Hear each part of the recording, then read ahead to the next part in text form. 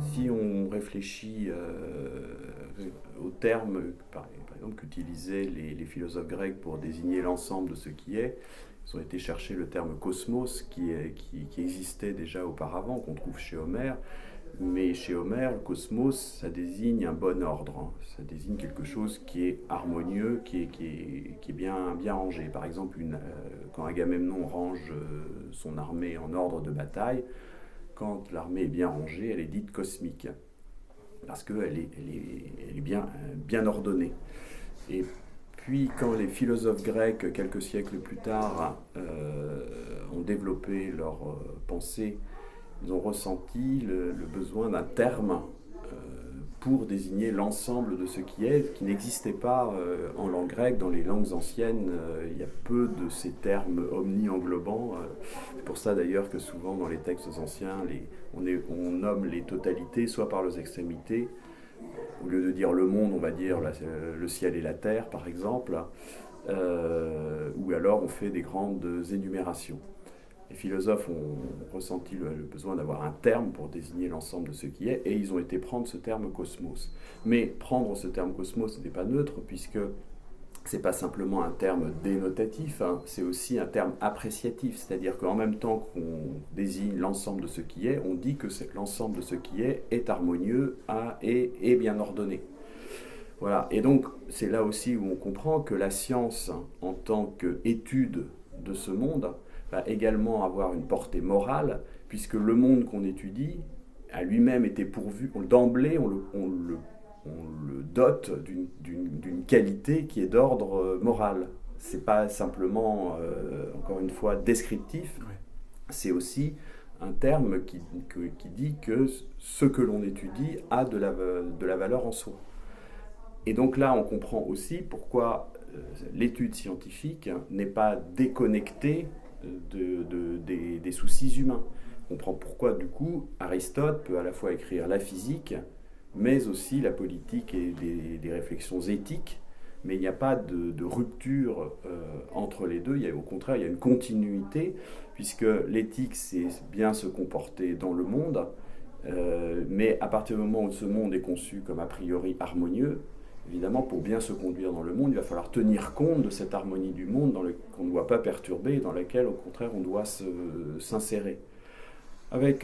Si on va la pensée médiévale était tout à fait encore imprégnée de cette idée cosmique, mais en revanche, ce qui va se passer avec l'avènement de la modernité, de la science moderne, c'est que quand on prend la grande affirmation de Galilée qui dit que le monde est écrit en langage mathématique, là, ça va induire un positionnement par rapport au monde chez les scientifiques qui place d'emblée le monde en dehors du bien et du mal, en dehors de toute considération morale, pour simplement étudier comment il y a des lois mathématiques qu'on va appeler des lois mathématiques qui vont relier différents phénomènes. Mais là, il n'y a plus une phrase d'éthique à l'intérieur de la science. Et c'est comme ça que la philosophie va se fragmenter.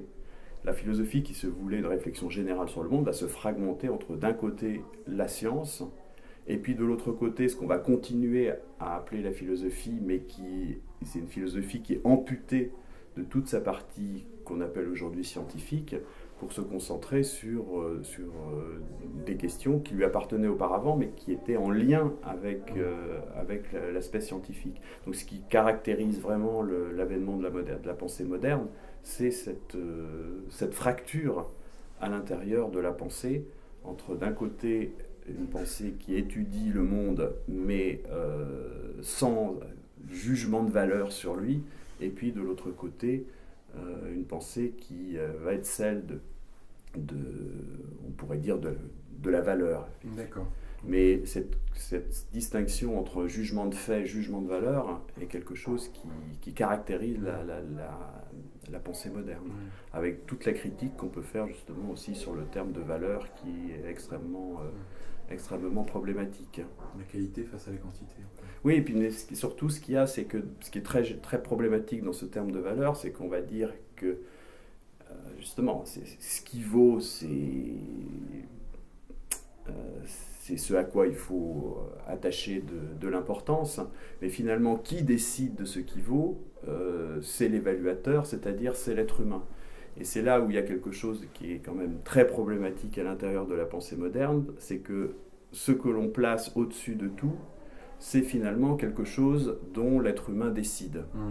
Donc c'est pas quelque chose qui le précède, si vous voulez, et à laquelle il va devoir se vouer, mais c'est quelque chose que lui-même va instituer comme valant.